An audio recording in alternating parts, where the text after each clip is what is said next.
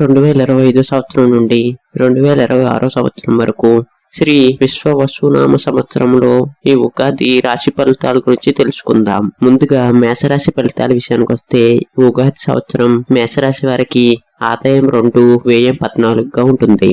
రాజపూజ్యం 5, అవమానం 7గా ఉంది. ఈ ఏడాది మేషరాశి వారికి గురు శని గ్రహాల ప్రభావం ఉంటుంది. విద్యార్థులు పోటీ పరీక్షల్లో మంచి విజయం సాధించేందుకు అవకాశం ఉంది. ఉన్నత విద్యను చదవాలనుకునే వారికి ఈ నూతన సంవత్సరం అనుకూలంగా ఉంటుంది.